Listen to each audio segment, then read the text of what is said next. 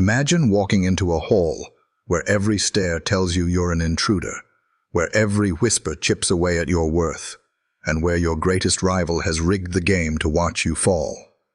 Yet, against all odds, you walk out with the victory no one believed you could claim. This isn't a scripted drama. It's the real-life journey of a young black woman from Atlanta who stormed Harvard's elite debate stage, exposed a conspiracy, and rewrote the rules of who belongs in the world of law. Stay until the end, because the way she turned the tables will leave you stunned. And if stories of grit, outsiders, and justice ignite something in you, hit that subscribe button to help us reach our first 1,000 subscribers. Your support brings more tales like this to life every week. Who's she? The question sliced through the buzz of Harvard's Langdell Hall, sharp with mockery and laced with contempt. It came from Ethan Warwick, the golden child of the National Legal Debate Tournament. Tall, clad in a bespoke navy suit, and exuding the effortless charm of someone born into wealth, he was the poster boy for Ivy League success. His grin widened as he glanced at the young woman hovering at the back of the room, her presence an anomaly in this sea of privilege. This was Harvard University, where the nation's brightest young legal minds had converged for a high-stakes debate competition. Among students from Manhattan's private academies, Palo Alto's tech prep schools, and Connecticut's boarding institutions, stood Nia Okoye, an 18-year-old from Atlanta's West End, a predominantly black neighborhood where opportunity was scarce. Her sneakers were scuffed from years of use, her jacket a thrift store find that didn't quite fit, and her accent carried the warm, rhythmic lilt of Georgia's black communities, a sound that drew smirks from some in the room. Nia clutched her worn legal pad, its pages filled with notes scratched out in hurried moments between school and helping her mother at home. Whispers swirled around her like a gathering storm. Is she even on the roster? Did Harvard mess up? This is a national invitational, not a community outreach program.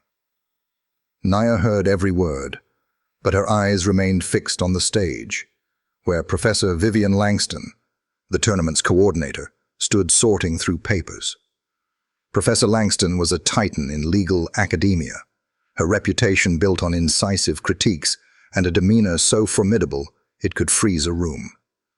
Her dark hair was pulled into a severe bun, and her tailored blazer spoke of authority earned through decades of navigating Harvard's halls. Her gaze swept over the crowd, pausing on Nia for a fleeting moment, her expression unreadable. Perhaps curiosity, perhaps doubt. The first day was meant for introductions and warm-up rounds. Students milled about, forming cliques, trading credentials like currency. Andover, class of 24, Choate, debate captain. Nia stood alone by a towering window, its crimson curtains framing the autumn light. Her fingers traced the frayed edges of her legal pad, each page a testament to late-night study sessions with her mother, Aisha, a paralegal who worked grueling hours at a small law firm. Aisha's words echoed in Nia's mind. You don't need their money or their names, Nia. You've got their truth in your bones. Suddenly, Ethan's voice cut through again, loud enough to carry, Professor Langston, are we opening the floor to volunteers now? His laugh was sharp, and his friends, a cluster of polished debaters in matching blazers, joined in, their chuckles rehearsed. Nia's cheeks flushed, but she forced herself to breathe, her grip tightening on her legal pad. Before she could respond, Professor Langston's voice cracked like a gavel. Enough, Mr. Warwick. The room stilled. A few heads turned, eyebrows raised. Ethan offered a theatrical shrug, his smirk intact. But the sting of his words lingered. Nia's heart pounded, yet she stood taller, her resolve hardening. That afternoon, in the grandeur of Langdell Hall's moot courtroom, with its oak-paneled walls and portraits of legal giants, Professor Langston announced the first debate topic for the elimination rounds. Resolved, the Supreme Court's 2023 ruling against affirmative action in university admissions upholds equal protection under the law. The words hit Nia like a wave.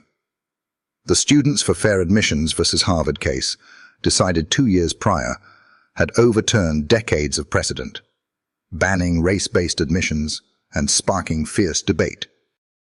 For Nia, a black woman who'd fought her way into this space, the topic wasn't academic, it was personal.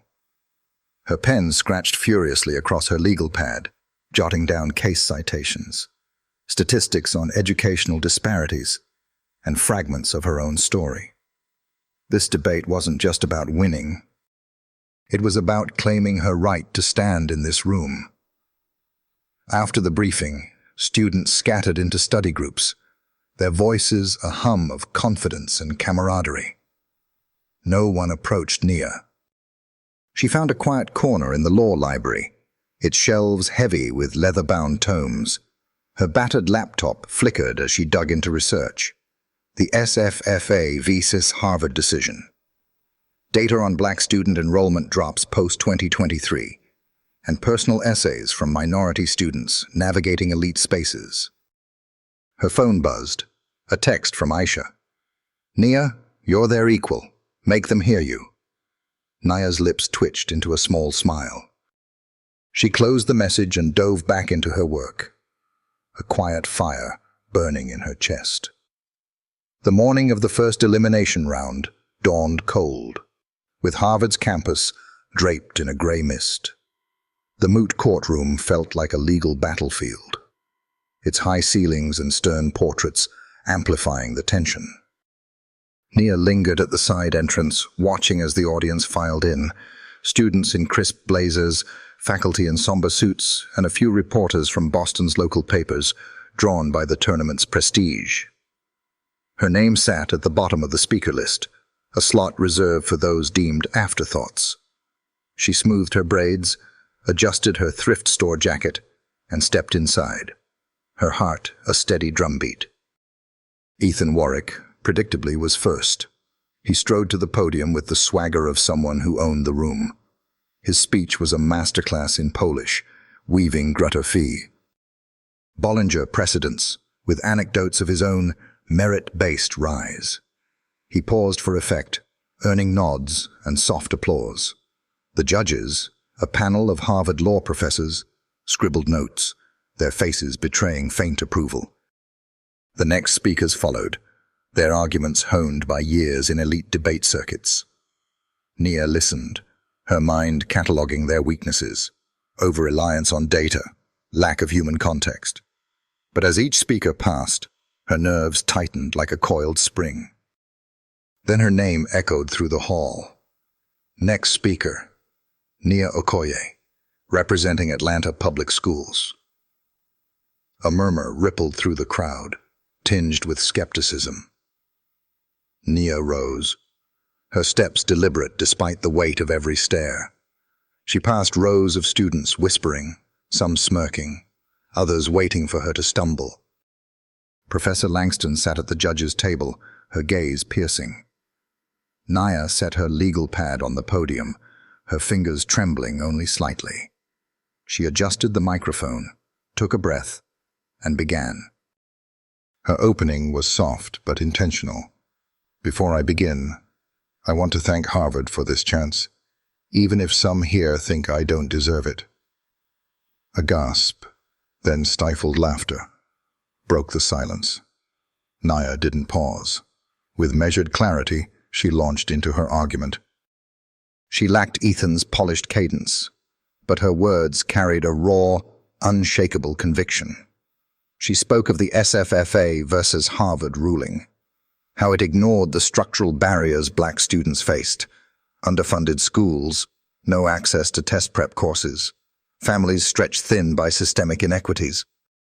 She cited regents of the University of California versus Bakke and Fisher versus University of Texas, then shifted to her own life. "Some of us didn't grow up with legacy admissions or private tutors," she said, her eyes flicking to Ethan. "We had to claw our way here, and we're still proving we belong." The room grew still, the air heavy with attention. In her closing, she said, "Equal protection doesn't mean pretending history didn't happen. It means building a system where the next Nia Okoye doesn't have to fight just to be seen."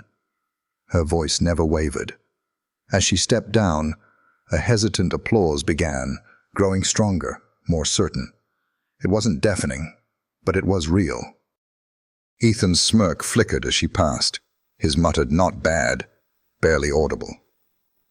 Nia didn't respond.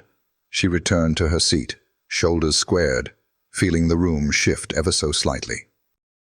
That afternoon, the preliminary scores were posted on a digital board outside Langdale Hall. Nia approached, her pulse racing. The top 16 would advance. Her eyes scanned the names, landing on hers. Nia Okoye, rank 13. A shaky breath escaped her. She wasn't at the top, but she was still in the game. Behind her, Ethan's voice cut through the air.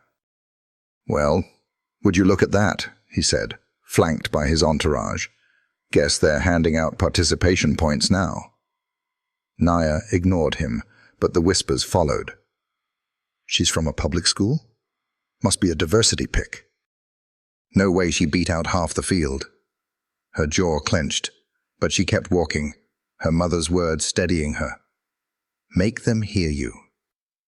That evening, in her small dorm room, Nia spread her notes across the narrow bed. The next round's topic had just been emailed. Resolved. The Supreme Court's 2023 ruling on affirmative action ensures a merit-based admissions process. The irony burned. This was the policy that had shaped her path to this tournament. And now she'd have to argue its impact in a room that questioned her right to be there. Doubts crept in. What if they saw her as a token? What if her next speech fell flat? Her phone buzzed. Aisha's text. "You've never needed their permission to be great, Nia." She exhaled, opened her laptop, and dove into research. Legal journals, enrollment data post 2023. Stories of black students navigating elite spaces. She outlined arguments for both sides, determined to be unassailable. The next day, the moot courtroom felt colder, the stakes sharper. Ethan went before her, his speech a blend of cherry-picked stats and veiled superiority. "Merit should define admissions," he said, his eyes grazing Nia's section, "not social experiments." The judges nodded, their pens moving. The audience murmured agreement. Nia's stomach twisted, but she held steady. When her name was called, the room grew heavy with anticipation. She walked to the podium, her heart a drumbeat. "Merit isn't just a test score," she began, her voice clear. "It's the courage to rise despite a system stacked against you." She cited disparities in school funding, the wealth gap's impact on SAT prep, and the legacy admissions that favored the elite. Then she paused. "If you think merit is just numbers," she said, "ask yourself how many of you would be here without private coaches, elite schools, or parents who knew the system before you could read." The room shifted. Some faces tightened, others nodded faintly. Ethan's grin wavered. Nia closed with quiet intensity. The Supreme Court's ruling didn't level the playing field. It just made it harder for voices like mine to be heard. Merit means giving everyone a fair shot, not just the ones who look like the past. The applause came faster this time, louder, more confident. Professor Langston's eyes followed Nia back to her seat, a glimmer of respect breaking through her stern facade. The next day, Nia's name appeared on the quarterfinal bracket, rank 7. Ethan held the top spot, but the distance between them was shrinking. As she crossed the quad to the dining hall, she caught two of Ethan's friends near a bulletin board, their laughter sharp as they glanced her way. "Hope she's ready for tomorrow," one muttered. Nia's gut twisted. but she kept moving. That night, an email pinged in her inbox. Subject: Urgent topic change, Harvard Debate Committee. It read, "Due to scheduling conflicts, your debate topic has been revised. Prepare to argue. Resolved. Standardized tests are the only fair measure of academic potential. Failure to comply will result in disqualification." Panic surged. She checked the official schedule. No changes listed. None of her peers had received similar emails. Her instincts screamed foul play, but with only 12 hours until her round, she pushed her old notes aside and started anew, pulling data on test biases, socioeconomic disparities, and legal precedents. By 3 a.m., her eyes burned, but her speech was ready. She collapsed, her laptop still open. The next morning, she entered Langdale Hall, gripping her notes. Professor Langston called her over, her tone sharp. "Miss Okoye, why did you miss the prep session?" Naya blinked. "The email. It said the topic changed." Langston's eyes narrowed. "Show me." Naya opened her phone. Langston's lips thinned. "This is a fake. It's not from us." Nia's hands shook. "Who would—" Langston cut her off. "The real topic is, resolved, legal education must prioritize diversity to uphold justice. Your round starts in 10 minutes. Nia's mind spun. No prep, no notes. Across the room, Ethan met her gaze, his smirk unmistakable. He mouthed, "Sorry." Rage and fear clashed inside her, but Aisha's voice rose. "You didn't come this far to fold." Nia grabbed a blank legal pad, found a quiet corner, and scribbled ideas. Diversity, justice, systemic barriers. She could do this. When her name was called, she walked to the podium, her pulse deafening. She closed her eyes, inhaled, and spoke. Her voice trembled at first, but it grew steady. She spoke of her community, where legal aid was a dream, of how diverse voices in law could bridge gaps in justice. It wasn't her most polished speech, but it was raw, real, and powerful. When she finished, Ethan's smirk was gone. Professor Langston's gaze held steady, intense. That night, Naya stared at her phone, bracing for another trap. None came. She'd survived, but the game wasn't over. The next morning, she sat on the steps outside Langdale Hall, sipping vending machine coffee, her mind racing. Who had sent that email? Why hadn't anyone acted? Her phone pinged. Quarterfinal results. She hurried to the board. Nia Okoye, rank 5, advancing to semifinals. A gasp escaped her. She'd made it, despite the sabotage. Ethan stood nearby, his jaw tight as he saw her name. That afternoon in the library, Professor Langston approached. "Miss Okoye, a word." They walked to her office, its walls lined with law journals and framed awards. "The email was spoofed," Langston said. "Someone faked Harvard's address. We're investigating. Focus on your next round." Nia's fists clenched. "I don't want to just focus, Professor. Someone tried to sabotage me." Langston's eyes softened slightly. "I see your strength. Channel it. Reach the finals, and we'll handle the rest." The semifinals unfolded in Harvard's historic Austin Hall, its polished wood walls and soaring ceiling amplifying the stakes. The topic: Resolved. A state law mandating non-citizens register with local authorities violates the Equal Protection Clause of the 14th Amendment. Naya, arguing the affirmative, stood at the podium, her pulse steady despite the weight of the moment. Her opponent, Anika Patel, a top debater from a D.C. private academy, had just delivered a formidable case for the negative, asserting the law's necessity for public safety and its facial neutrality across all non-citizens, regardless of race or origin. Annika's voice was smooth, her arguments razor-sharp. "This law isn't discriminatory," she declared, eyes sweeping the judges. "It ensures public safety by tracking non-citizens, who by definition operate outside citizen-based legal frameworks. It's a neutral administrative requirement, justified by the state's interest in security." The audience nodded, murmurs of agreement rippling through the room. Nia's fingers grazed the edge of her worn legal pad. This was her moment to shine, not as an underdog, but as a legal mind. She began with calm precision. "This law may appear neutral," she said, her voice clear, "but its enforcement tells a different story. It disproportionately targets immigrant communities from specific nations, those deemed high risk in political rhetoric. This isn't about registration. It's about who's singled out and why." She paused, letting the words settle. Then she struck. This case echoes Yickwo v. Hopkins from 1886. In San Francisco, a facially neutral ordinance required laundries to operate in brick or stone buildings.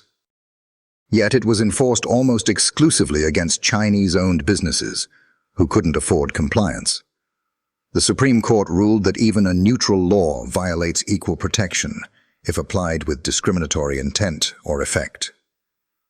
The room grew still, the judges leaning forward. Nia pressed on. "Here, data shows enforcement disparities.